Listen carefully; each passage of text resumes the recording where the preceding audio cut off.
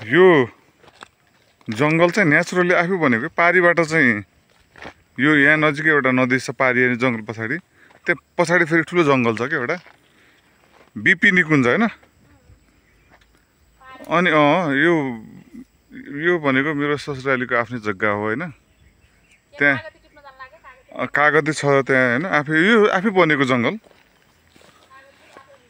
आफै बनेको जङ्गल कसरी भने अब यो नदीले वारिपारी नदी चाहिँ बिचमा जमिन छ होइन अनि आफै बनेको जङ्गल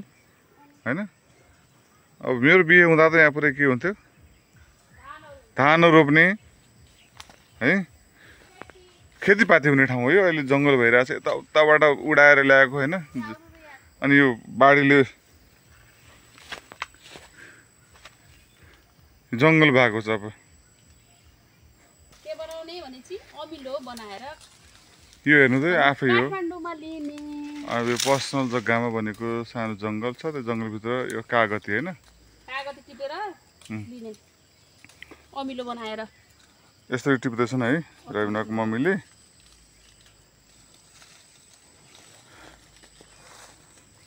हेर्नु साथीहरू हाम्रो खेतमा आफै उम्रेर भनेको कागती निम्बुवा यो फलेको छैन त लटरममा निम्बुवा उता अर्को उतातिर पनि छ हेर्नु त त्यहाँ पनि छ हेर्नु न अर्को दुईटा रुख छ ल दुईटा रुख ए निम्बुवा टिपेर के गर्ने घर लिएर यसको चुक निकालेर पकाएर काठमाडौँ लिने रस निकाल्ने अनि पकाउने अनि कालो बनाएर दिने ए पकाएको लिएर जाने रे काठमाडौँमा है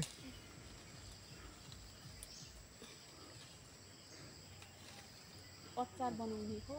अचार बनाएर जसले अचार बनाउन पुरै गरिन्छ त्यो छु यो निम्बुवा पनि आफै उम्रिएको यहाँ लगाउनु भएको होइन नेचुरल्ली है त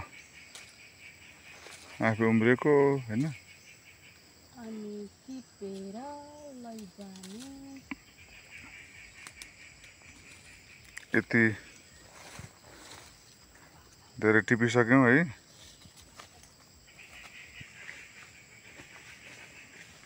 यो बोटान टिप्ने पुरै अब आज पुरै बोर्डमा रहेको कागतीले टिप्ने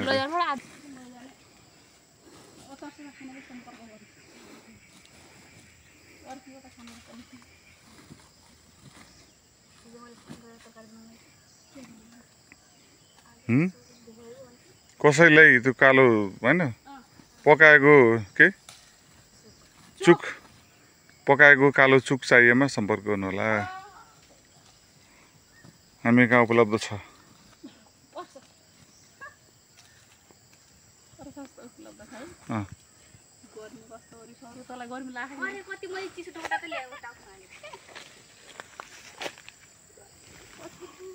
यतापट्टि अर्को रहेछ त्यसले निम्बु होइन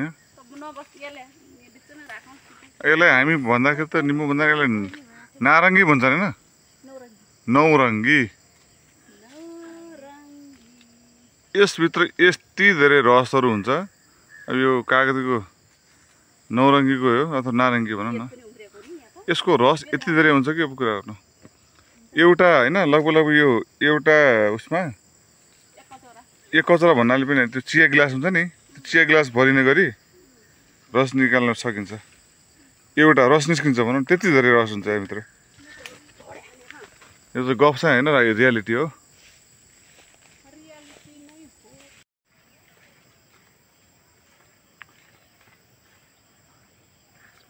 हेलो फ्रेन्ड्स हेलो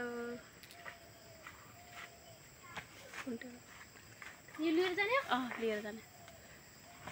सक्छस् कि नै ल त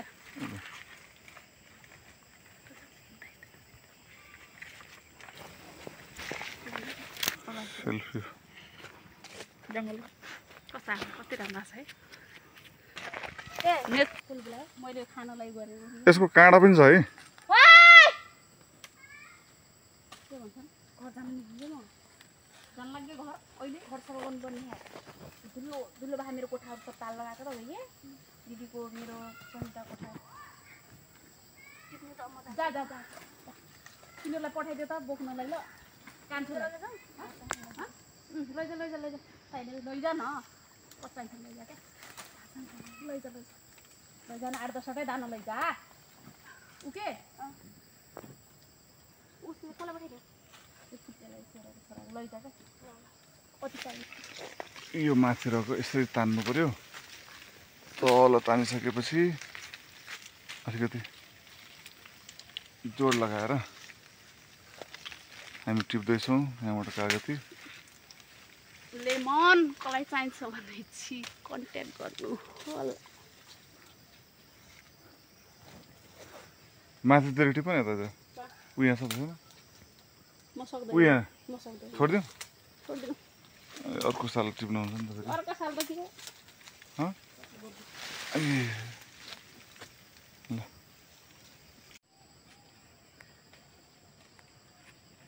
अग्लो ठाउँको लागि टिप्न अग्लो मान्छे नै चाहिन्छ अरे कहाँ छ अझै माथि यो यो पनि माथि पाकिरहेछ ऊ त्यो माथिको सकिन्न अब छोडिदिनु छोडिदिनु अब अग्लो ठाउँमा छ आउनु ओके ओके आजको यो कागती टिप्ने काम सिधै यता आएर है भर्तापुर जङ्गलमा